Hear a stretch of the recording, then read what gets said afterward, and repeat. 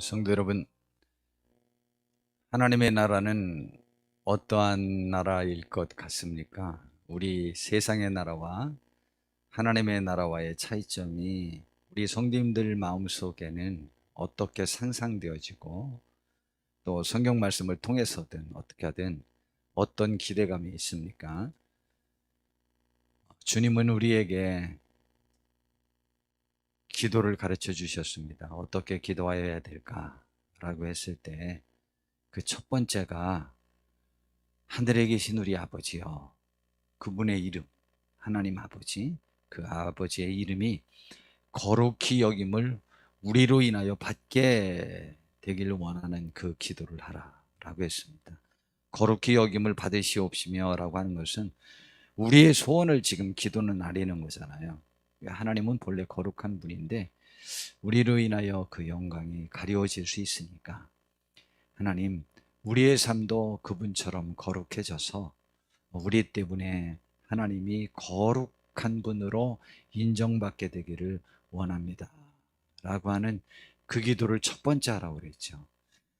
근데 거룩한 하나님이 계신 그 하나님 나라, 하나님은 물론 하늘나라에만 계시는 건 아니지만 하나님의 나라에서는 그 거룩한 하나님의 뜻이 완전히 실현된 곳이 하나님의 나라죠. 그래서 그 이름이 거룩히 여김을 받고, 두 번째는 그분의 나라, 본래 거룩한 하나님이 통치하고 있고 그 통치가 이루어지고 있는 그 나라. 나라라고 할 때는 주권자가 있고 백성이 있죠. 그래서 그 통치, 그 하늘의 왕 하나님의 통치가 완벽히 이루어지는 그 나라가 우리에게 이루어지기를 원하는 것이죠. 오늘 본문이 바로 그 말씀을 가르쳐 주는 거죠. 10절에 보니까 나라가 임하옵시며. 그래서 오늘은 그걸 주제로 살펴보려고 하는 거예요. 근데 이제 그분의 나라가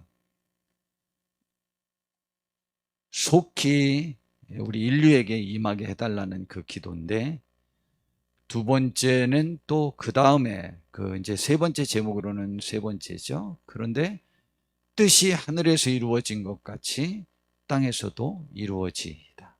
굳이 말하면 나라와 뜻을 약간 구별했습니다. 저는 이제 그것을 이렇게 또 다른 말씀으로도 이렇게 비교해 볼 수 있다고 생각합니다. 마태복음 6장 33절에 보니까 그런즉 너희는 먼저 그의 나라와 그의 의를 구하라 라고 하는 것이죠. 그분의 통치라고 하는 것과 의는 그분의 뜻이죠.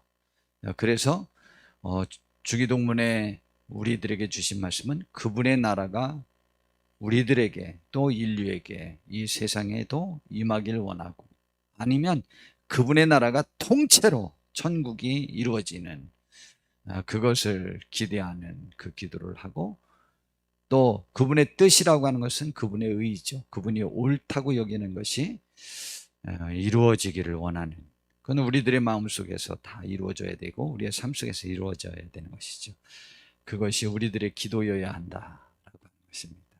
우리의 기도는 지금 어떠하십니까?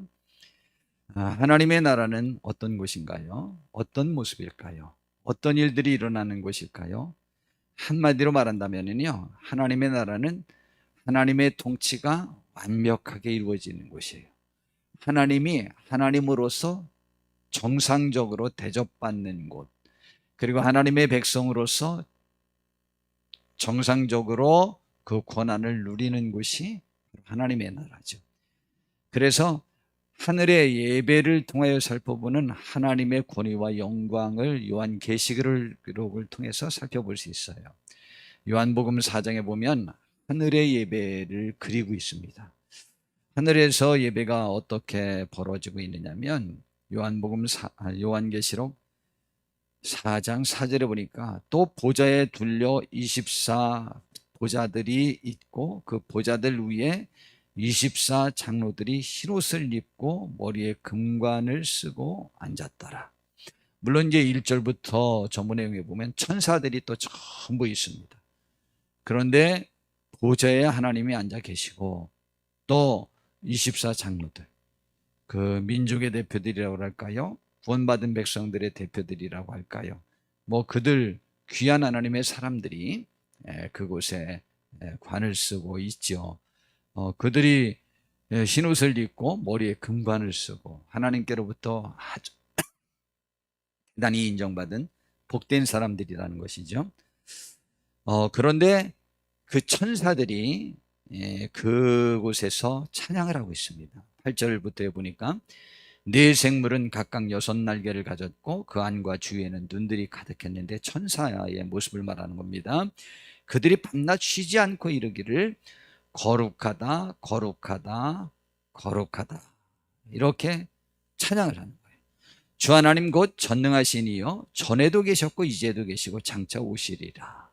그러니까 전에도 계셨다고 하는 것은 창조주요, 지금도 있는 것은 현재도 주관자요, 후에도 있을 것은 영원한 왕 되신 그분, 그분을 찬양하는 거죠. 근데 그분은 거룩하다 하고 그분을 높이는 찬양이 있는 거예요. 전능한 분. 그리고 9절에 그 생물들이 보좌에 앉으사 세세토록 살아계시는 이에게, 하나님 혹은 예수님에게 영광과 존귀와 감사를 돌릴 때에, 그때 민족의 대표, 구원받은 하나님의 사람들의 대표들, 그들도 뭐라고 말하냐? 그렇게 할 때에 24 장로들이 보좌에 앉으신 이 앞에 엎드려 세세토록 살아계시는 이에게 경배하고, 그러니까 온 천하에 하늘나라에 있는 모든 생물, 모든 것은 100% 영적 존재인 천사들도 또 사람의 대표들도 모두 하나님 앞에 엎드려 세세토록 살아계시는 이에게 경배하고 높이고 찬양하고 자기의 관을 보좌 앞에 드리며, 저는 그 천국의 모습 중에 저는 오늘 말씀드릴 때 가장 저에게 있어서는 강하게 저의 마음속에 있는 것은 저 관을 벗어서 하나님께 드리는 거예요. 하나님이 씌워준 관이에요. 복된 관이에요. 영광의 관이에요. 명예의 관이에요. 부의 관이에요. 힘의 관이에요. 권력의 관이에요. 그 관을 이것은 내 것이 아닙니다, 하나님이 받으시기에 합당합니다라고 하나님께 그의 주권을 드리는 것이 천국이에요. 그러므로 이 땅에 하나님의 나라가 임하길 원한다면 나의 영광이 내 것이 아니고 하나님 것이라는 것이죠. 나의 권한이 내 것이 아니고 하나님의 것이라는 것이죠. 그것이 주종관계라고 해야 되나요? 하여튼 하나님은 우리 아버지 되시고 우리는 그의 자녀가 되는데, 그 관계가 너무 분명하고 그것이 너무 감사하고 그분의 통치에 영광을 돌리고 찬양을 하고 그러는 것이죠. 그분이 어떠한 분이기에 그렇게 그분께 모든 것을 돌릴 만한 가치가 있느냐라고 하는 것이죠. 전 그래서 천국 그러면 관을 벗어서 하나님 앞에 드리는 그곳이 천국입니다. 그래서 이 세상에서도 하나님의 나라를 제일 방해하는 사람은 하나님의 영광을 도둑질하는 사람, 하나님의 것을 내 것이라고 주장하고 남의 영광을 내가 도적질하고 남의 명예를 내가 가로채는 것, 그것이 제일 큰 죄다, 이제 그렇게 생각하는 것이죠. 영광 도덕죄. 우리는 그 영광을 마땅히 받아야 될 대상에게 돌릴 수 있는 그러한 자세가 우리에게 있어야 되는 것이죠. 그거는 그분의 존재, 그분이 어떤 분인지를 제대로 아는 것으로부터, 그분이 우리를 어떻게 구원해 주셨는지를 제대로 아는 것으로부터 시작될 수 있는 것들이죠. 그래서 우리 주 하나님이여 영광과 존귀와 권능을 받으시는 것이 하나님에게는 합당합니다. 주께서 만물을 지으신지라 만물이 주의 뜻대로 있었고 또 지으심을 받았다고 하는 찬양이, 그 인정이 하나님의 나라에서는 100% 그분의 통치가 효력을 발휘하는 것입니다. 그래서 요한계시록 5장 또 11절부터 보니까 거기에 또 내가 또 보니 들음에 보좌와 생물들과 장로들을 둘러서 많은 천사의 음성이 있으니 그 수가 만만이요 천천이라 셀 수 없다는 표현입니다. 큰 음성을 이르되 죽임을 당하신 어린 양과, 이 양은 이제 구체적으로 이제 예수님을 찬양하는 내용이 나옵니다. 이제 또 어린 양은 능력과 부와 지혜와 힘과 존귀와 영광과 찬송을 받으시기에 합당하다 하더라 라고 말하는 것이죠. 내가 또 들으니 하늘 위에와 땅 위에와 땅 아래 바다 위에와 또 그 가운데 모든 피조물이 이르되, 여하튼 이 하나님이 창조한 모든 세계 모든 것들이 피조물 전체가 보좌에 앉으신 이와 어린 양에게, 보좌에 앉으신 이는 하나님을 말하고 어린 양은 예수님을 말합니다. 어린 양에게 찬송과 존귀와 영광과 권능을 세세토록 돌릴지어다 하니 네 생물이 이르되 아멘하고 장로들은 엎드려 경배하더라. 모든 피조물, 천사 또 사람 다 찬양하는 것이 천국입니다. 그 하나님의 나라가 우리들에게 정말 임하기를 원하십니까? 혹시 주님 것을, 혹시 내 삶은 내 거라고 내가 주관하고 주장하고 있지는 않는지요? 하나님의 나라가 우선 우리들 속에도 임하여야 되지 않겠습니까? 그리고 이 땅에 그것이 이루어지기를 원하여야 하죠. 그리고 하나님의 통치가 완벽히 이루어지는 하나님의 나라는 하나님의 생명과 진리를 통한 자유와 평안이 넘치는 곳입니다. 여하튼 그러면 그곳에서는 실제적으로 우리 사람들에게는 이 세상과 다르게 어떤 축복도 있어지느냐라고 하는 것이죠. 여하튼 하나님의 통치가 임한다는 것이 가장 복되지 않겠습니까? 이 세상에서 우리가 속상하고 힘들고 어려운 것은요, 하나님이 정한 법과 원리, 그것이 적용이 되지 않기 때문에 우리들은 마음의 상처를 받고 힘들고 어려운 것입니다. 하나님이 정한 그 사랑의 법이 우리들 속에서 완벽히 이루어진다면 우리는 평화와 기쁨과 이 땅에서도 천국이 이루어질 것입니다. 우리와 관계된 모든 사람들이 하나님의 법이 영향력이 있다면 이 땅은 천국입니다. 그렇지 않겠어요? 그러므로 제일 천국은 하나님의 통치가 조금 더 막힘이 없이 100% 이루어지는 것이 축복이에요. 그러므로 일어나는 현상을 말하고 있습니다. 앞에 있는 다른 표현은 안 해도 되겠고 3절부터 보겠습니다. 내가 들으니 보좌에서 큰 음성이 나서 이르되 보라 하나님의 장막이 사람들과 함께 있고, 하나님의 거처가 사람들과 함께 있어요. 우리 같이 살아준다는 거죠. 하나님이 계셔서 함께 있음에 하나님이 그들과 함께 계시리니 그들은 하나님의 백성이 되고 하나님은 친히 그들과 함께 계셔서, 그러면 악이 조금 더 영향력을 미칠 수 없겠죠. 그것이 하나님의 나라입니다. 그래서 어떻게 되느냐, 이 세상에서 악으로 말미암아, 미움으로 말미암아, 이기적인 것으로 말미암아 행복과 평화와 위로와 그러한 모든 것들이 찢겼던 그것을 하나님께서는 그로 인하 흘리는 눈물을, 흘렀던 눈물을, 모든 눈물을, 또 우리는 그래도 하나님의 말씀대로 살려고 하다가 마음에 상처를 받았던 그 찢긴 상처들의 눈물을 그 눈에서 닦아주시니 다시는 사망이 없고 애통하는 것이나 곡하는 것이나 아픈 것이 다시 있지 아니하리니 처음 것들, 세상의 것들이 다 지나갔기 때문이라. 그게 바로 하나님의 나라예요. 보좌에 앉으신 이가 이르되 보라 내가 만물을 새롭게 하노라 하고 또 이르시되 이 말은 신실하고 참되니 거룩하라 기록하라 하시고 또 내가 말씀하시되 이루었도다. 내게 말씀하시되 이루었도다. 나는 알파와 오메가여 처음과 마지막이라. 내가 생명수 샘물을 목마른 자에게 값없이 주리니. 천국은 또 생명수 샘물, 영원히 살 수 있는 샘물을 영원히 거저주는 곳. 그래서 이기는 자는 이것들을 상속으로 받으리라. 나는 그의 하나님이 되고 그는 내 아들이 되리라. 그러한 것이 바로 하나님의 나라인 것이죠. 그러면 하나님의 나라는 어떻게 이루어질까요? 그런데 천국에서 그러한 위로와 축복을, 하나님의 나라에서 그런 것들을 누리고 평화를 누리는 그 근본적인 영향력을 행하는 것, 여기 생명수 샘물이라고 하는데, 생명수 샘물은 예수님에게로부터 나오는 것 혹은 성령님으로 인하여 그 역사가 일어나는 것이죠. 그래서 로마서 14장 17절에는 하나님의 나라는 먹는 것과 마시는 것이 아니고 오직 성령 안에 있는 의와 평강과 희락이라는 것이죠. 그것은 먹는 것과 마시는 것으로 인하여 이루어지는 것이 아니고 성령님 안에 있기 때문에 그러한 것들이 누려지는 것이라는 것이죠. 그래서 이제 제가 자주 말씀드리지만 이 땅에서도 우리는 천국을 맛보면서는 살 수 있어요. 왜냐하면 우리가 성령 안에서 살냐는 말입니다.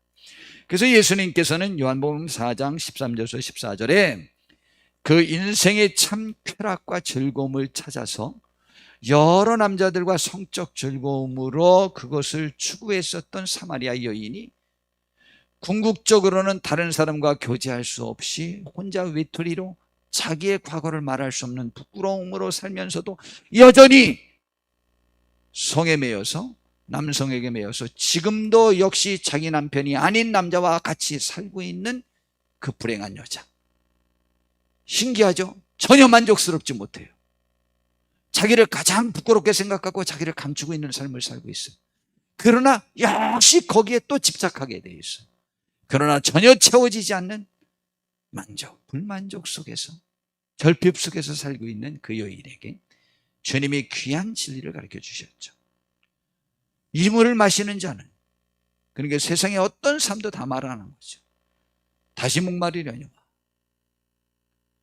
내가 주는 물을 마시는 자는 영원히 목마르지 아니하리니 내가 주는 물은 그 속에서 영생하도록 솟아나는 샘물이 되리라. 이것은 요한계시록에 나와 있는 천국에서 영생하게 하는 생명수 샘물이라는 표현이고, 예수님께서는 요한복음 7장에 그것이 뭐에 의하여 분명히 주어질지에 관해서 말씀하셨는데, 명절 끝날 곧 큰 날에 예수께서 서서 외치더 이르되 누구든지 목마르거든 내게로 와서 마시라.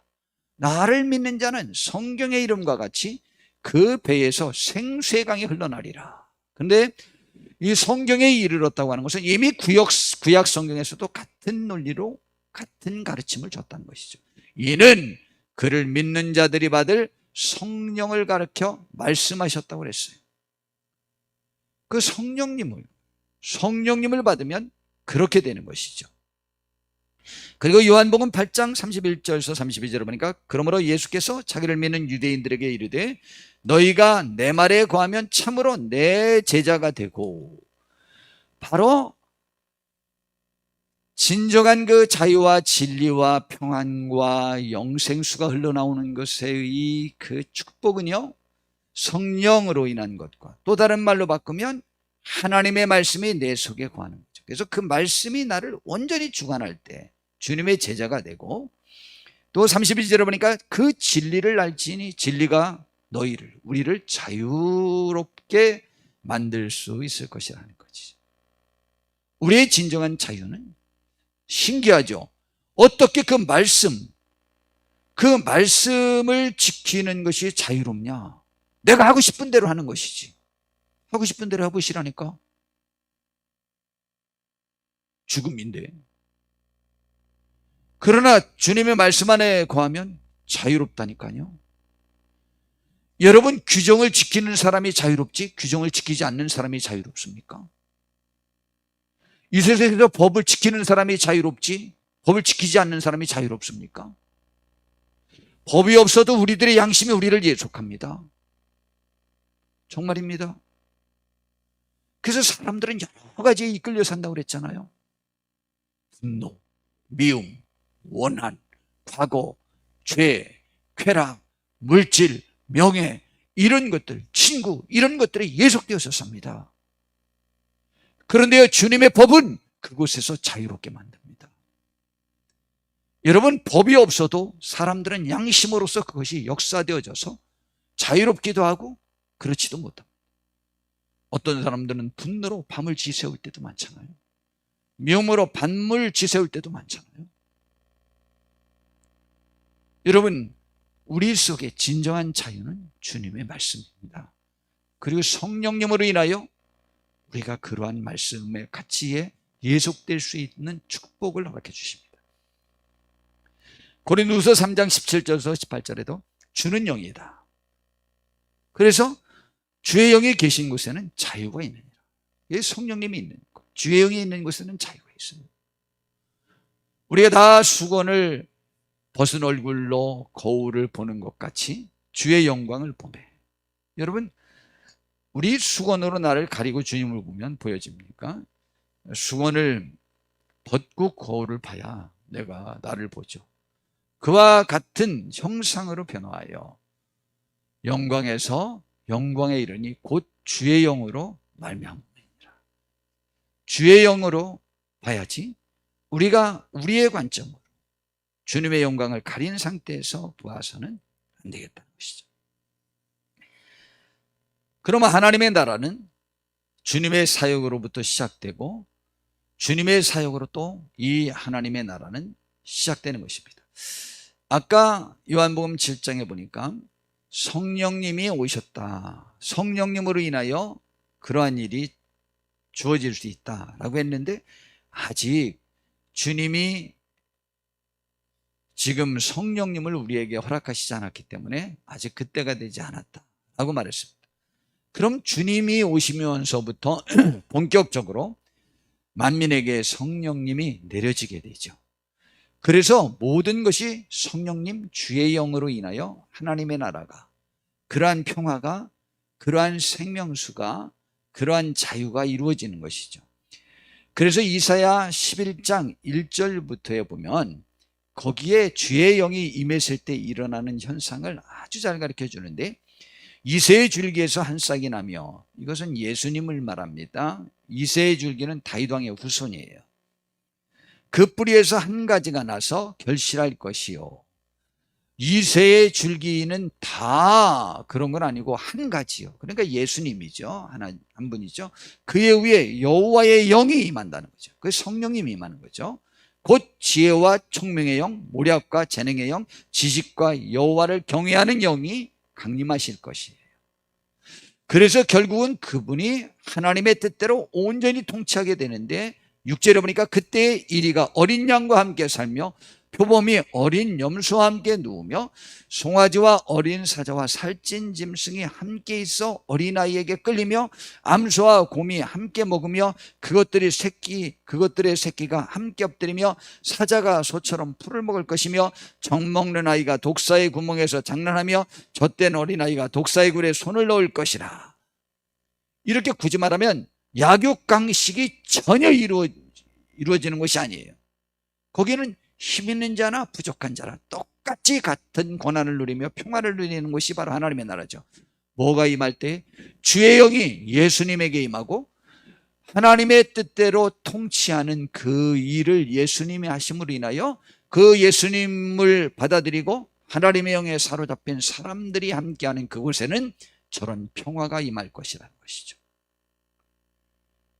그래서 내 거룩한 산 모든 곳에서 해됨도 없고 상함도 없을 것이니 이는 물이 바다를 덮음같이 여호와를 아는 지식이 세상에 충만할 것이에요. 하나님을 완벽히 아는 사람들의 나라가 이루어질 때 그러한 평화가 이루어지는 것이죠. 그런데 그것이 어느 때부터 더 적극적으로 온 세상에 이루어진다? 예수님이 오신 이후로부터 복음이 세계에 전파되어 있죠. 그전에는 그렇지 않았습니다. 이방인은 구원이 없을 거라고 생각했죠. 그래서 이 여호와를 아는 지식이 세계에 충만할 때 이 일이 이루어지는, 우리들의 마음속에 하나님에 대한 지식이 충만할 때 이루어지는 것이죠. 그것은 하나님의 영의 작용이라고 하는 것입니다. 하박국 선지자는 이렇게 또한 말했습니다. 이는 물이 바다를 덮음같이 여호와의 영광을 인정하는 것이 세상에 가득함으로 그런 일이 벌어진다는 얘기죠. 또한 그 비슷한 말을 이사야 60장 1절부터 이렇게 말씀하고 있습니다.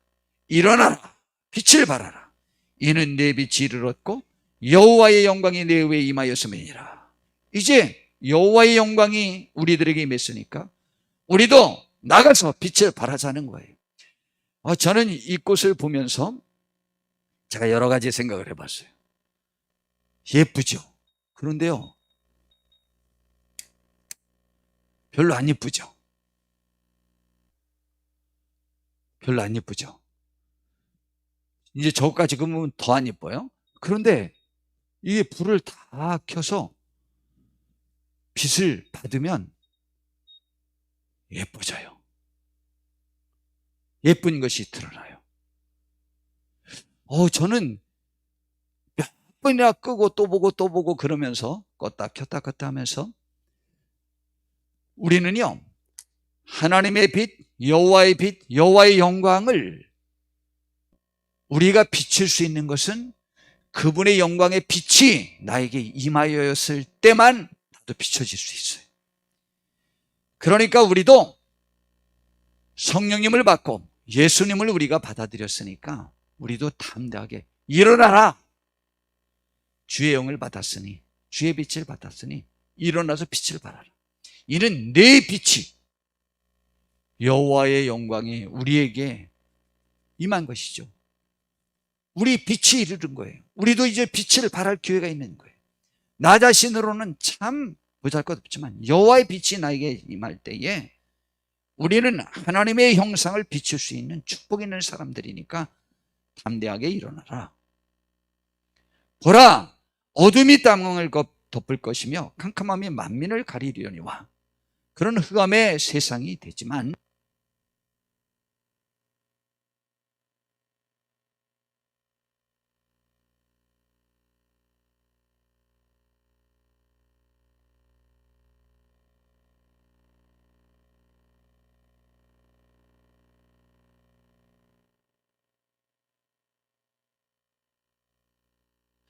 그러나 오직 여호와께서 내 위에 임하실 것이며 하나님이 임하는 것, 주의 영이 임하는 것, 주님을 우리가 받아들이는 것, 그렇게 되면 그의 영광이 내 위에 나타나느니, 그러면 나의 영광이 이제 나타나기 시작해요. 나라들은 내 빛으로, 왕들은 비치는 내 광명으로 나올 것이라고 말하고 있어요. 예수님에 관한 예언이지만 우리에 대한 예언이기도. 그래서 우리는 가고 담대히 행해 봅시다. 또한 이사야 61장 1절부터에 또 보니까 주 여호와의 영이 내게 내리셨으니 이는 여호와께서 내게 기름을 부으사 가난한 자에게 아름다운 소식을 전하게 하려 하심이라. 나를 보내사 마음이 상한 자를 고치며 버려된 자에게 자유를, 갇힌 자에게 노임을 선포하며 여호와의 은혜의 해와 우리 하나님의 보복의 날을 선포하며 모든 슬픈 자를 위로하되 무릇 시온에서 슬퍼하는 자에게 화관을 주어 슬퍼하는 자에게 아름다운 꽃에 관을 씌워주고 그 죄를 대신하며 기쁨의 기름으로 그 슬픔을 대신하며 찬송의 옷으로 그 근심을 대신하시고 그들이 의의 나무 곧 여호와께서 심으신 그 영광을 나타낼 자라 일컬음을 받게 하려 하심이라 라고 이렇게 말했습니다. 우리 바로 그 하나님 앞에서 우리는 이렇게 빛을 발할 수 있는 축복이 있기를 진심으로 바랍니다.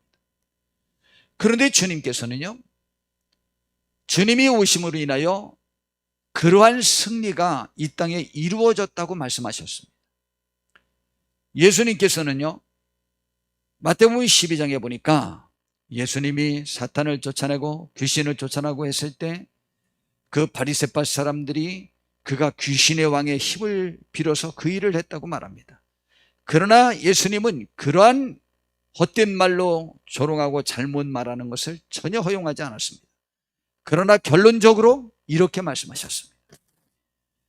마태복음 12장 28절에 보니까 그러나 내가 하나님의 성령을 힘입어 귀신을 쫓아내는 것이라면, 내가 지금 그러고 있는 것인데 하나님의 나라가 이미 너희에게 임하였느니라 라고 했어요.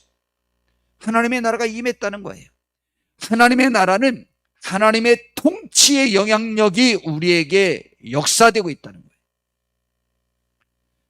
그래서 사탄도 귀신도 쫓아낼 수 있다 라고 하는 거예요. 그리고 임하였으니까 우리도 너희들도 쫓아낼 수 있다라는 말씀인 것이죠.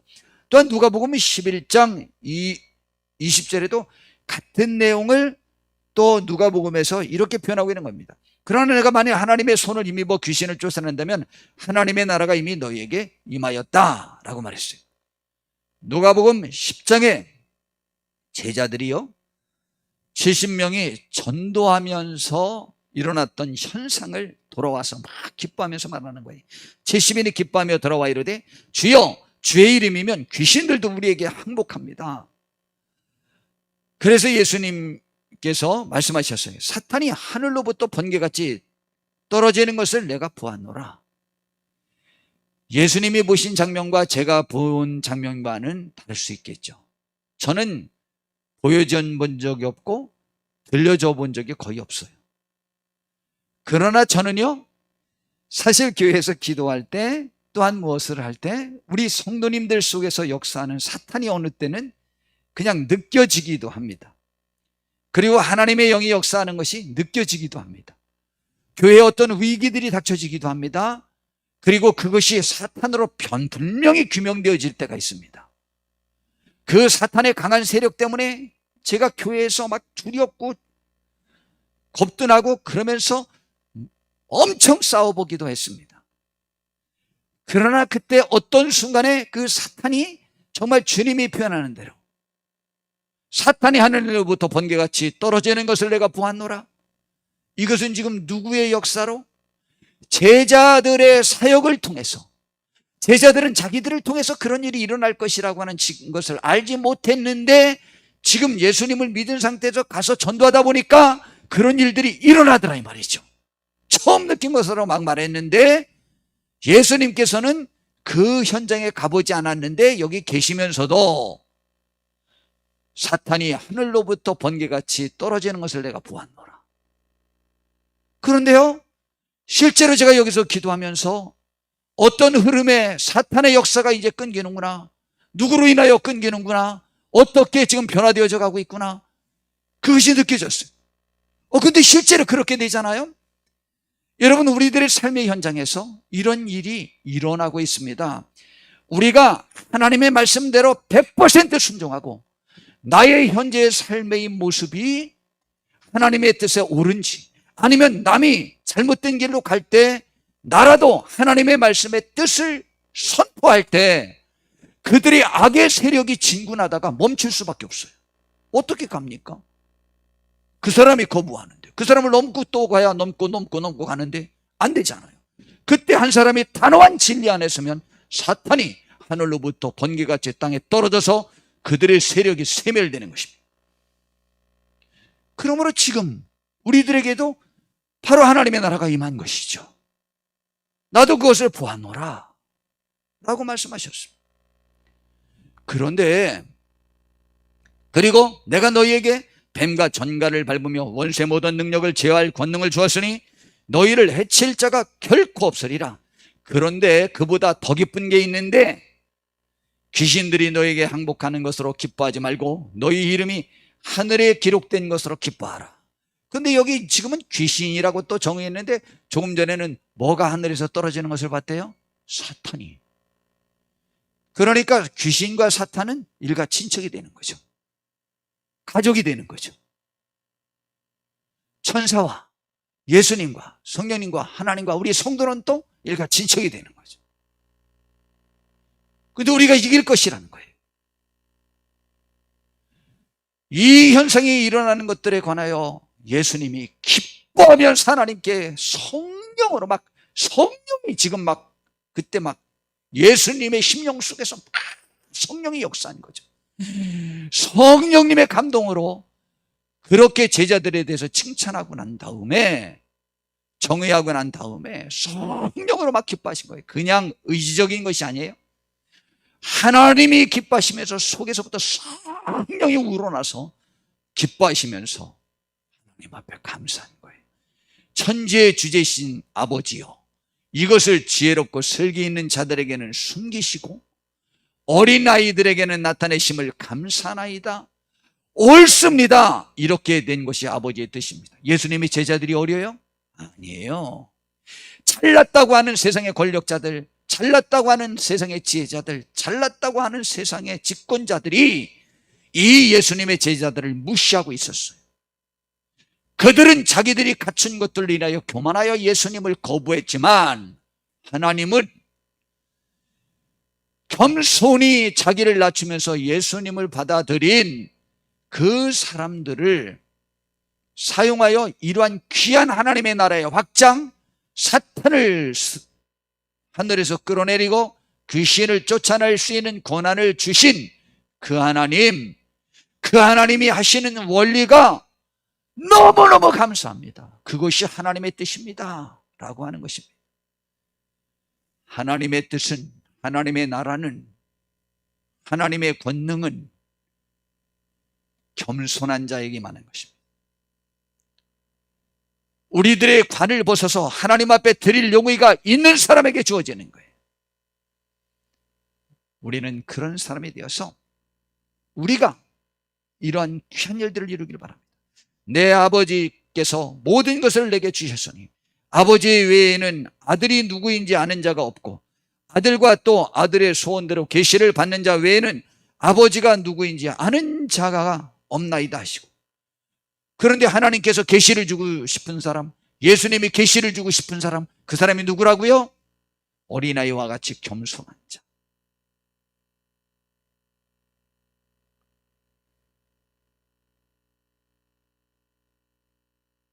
제자들을 돌아보시며 조용히 이르시되 너희가 보는 것을 보는 눈은 복이 있도다. 내가 너희에게 말하노니 많은 선지자와 임금이 너희가 보는 바를 보고자 하였을 때 보지 못하였으며 너희가 듣는 말을 듣고자 했을 때 듣지 못하였다고 말했습니다. 누가복음 17장 21절에 보니까 바리새인들이 하나님의 나라가 어느 때 임하나이까? 라고 물어봤어요. 그래서 예수님이 말씀하셨어요. 하나님의 나라는 볼 수 있게 임하는 것이 아니요 또 여기 있다 저기 있다고도 못하리니 하나님의 나라는 너희 안에 있느니라. 하나님의 나라가 이 땅에 임하기를 원합니까? 우리들의 마음속으로부터 하나님의 나라가 임하여야만 합니다. 다윗 왕은 그가 가장 많은 헌금을 하나님 앞에 하고 난 다음 그가 고백하기를 재물도 주께로부터 왔고 부하귀가 주께로부터 왔고 모든 권력과 능력이 다 하나님의 것이라고 말했습니다. 주권도 하나님의 것이라고 말했습니다. 그러니까 다윗 왕이 통치했던 그 나라가 이 지상에서 그나마 제일 평화로웠던 나라고 하나님의 뜻을 이루었던 나라가 되었던 것입니다. 왕이 자기의 주권을 하나님 앞에 드렸을 때, 여러분 우리도 우리의 주권을 하나님 앞에 드릴 때 하나님의 나라가 이 땅에 임하는 것입니다. 그런데 하나님의 나라는 지금 우리에게 임했답니다. 왜? 주의 영이 임하여 우리가 그러한 역사를 할 수 있으니까 말입니다. 그것은 무엇으로 인하여 주어지느냐? 요한복음 1장 12절에 보니까 영접하는 자 곧 그 이름을 믿는 자들에게는 하나님의 자녀가 되는 권세가 되었고 주어졌다고 했고, 그리고 주의 영으로 말미암아 가능한 것입니다. 우리는 하나님의 나라가 우리들 속에 임하여지기를 원합니까? 하나님의 나라가 진짜 하나님의 통치가 이루어지기를 원합니까? 아니면 아직도 좀 즐길 것이 있고 아직도 좀 죄를 져볼 것이 있고 아직도 좀 해볼 것이 있어서, 혹은 내 것이 너무 위대하고 세상이 너무 아름답고 커서 하나님의 것이 보잘것없이 보입니까? 요한계시록 22장 20절에 이것들을 정언하신 이가 이르시되 내가 진실로 속히 오리라 하시거늘 사도 요한이 말하기를 아멘 주 예수여 오시옵소서. 저것은 속히 지금 빨리 오시옵소서. 그분의 나라가 빨리 오길 원합니다. 주님이 빨리 와주시기를 원합니다. 주님의 통치가 완벽히 이루어지기를 원합니다 라고 그가 화답했습니다. 우리도 그렇게 화답하는 축복이 있기를 바랍니다. 이제 결론적으로 말씀을 드리겠습니다. 하늘에 계신 거룩하신 하나님 아버지의 자녀인 우리가 혼탁한 이 시대에 살면서 하나님의 거룩성을 나타내지 못하면서 살고 있는 불충함을 보이고 있습니다. 또한 하나님이 하늘과 땅의 통치자임을 하나님의 자녀인 우리조차 망각하고 있습니다. 그 아픔을 지니고 또한 주님이 가르쳐 주신 주기도문을 접합니다. 그런데 그러한 삶이 우리가 자유롭진 않아요. 그 아픔이 있어요. 우리가 그렇게 살지 못한다. 그리고 주기도문을 지금 우리가 배우고 있습니다. 우리에게 이렇게 기도하라고 말씀하셨습니다. 하늘에 계신 우리 아버지요, 이름이 거룩히 여김을 받으시오. 나라가 임하옵시며 주의 뜻이 하늘에서 이루어진 것 같이 땅에서도 이루어 달라고 기도하라고 했습니다. 우리는 이 시간 우리의 왕은 하나님이심을 고백합시다. 그리고 예수님을 우리의 주님이시라고 고백하십시다. 먼저 우리의 마음속에 완벽한 하나님의 통치가 이루어지는 하나님의 나라가 이루어지게 해달라고 기도합시다. 우리의 명예와 왕관을 주님에 바칩시다. 그리고 오늘 제가 정말 또 부탁드리고 싶은 것은 하나님의 나라가 우리에게 임했다고 우리는 선포합시다. 실제로 임했잖아요. 우리가 할 수 없는 것은 아니잖아요. 또 이웃 또 우리와 함께 하나님의 나라에 동참하자고 봅시다. 이제 움츠러들지 말고 담대히 하나님의 승리를 선포하며 세상으로 나가는 이번 주가 되기를 바랍니다. 우리가 여러 상황들로 인하여 잠깐 동안 더 강하고 담대하게 하는 것을 쉬었습니다. 그러나 이번 주에 또 설날 맞이 전도를 또 하게 되니 저는 이 말씀이 또 이번 주에 딱 타서 얼마나 감사한지 모릅니다. 여러분, 이 상황에 전도 안 된다고요? 우리 교회요, 코로나 상황에서 전도가 얼마나 된다고 모릅니다. 오늘도요, 일단은 이따 11시 반 예배에 서향숙 성도님이 또 오실 거예요. 교회를 안 다니고 쉬고 있었던 권사님이세요. 뭐 교회도 왔다 가셨어요. 그러나 약속했는데 지금 또 오실런지는 몰라요. 그러나 약속을 했잖아요. 방황하고 상처받은 영혼들이 얼마나 많은지 몰라요. 코로나 상황이라고 안 된다고요? 그렇지 않습니다. 여러분, 교회를 찾고 있었던 거예요. 이번 주에 우리 하나님의 영을 받은 거룩한 하나님의 백성답게 우리 담대히 나가고 우리 움츠렸던 마음을 우리 확장시키며 기계를 가지고 나아가서 승리를 쟁취하는 우리 모두가 되기를 진심으로 바랍니다. 기도하겠습니다. 주님, 주님의 나라가 이 땅에 이루어지길 원하는 간절한 소원으로 우리가 이번 주에 전도하러 나갈 때에 귀한 승리를 또한 보게 하옵소서. 담대하게 하옵소서. 예수님의 이름으로 기도드렸습니다. 이제 교회 소식 전하면서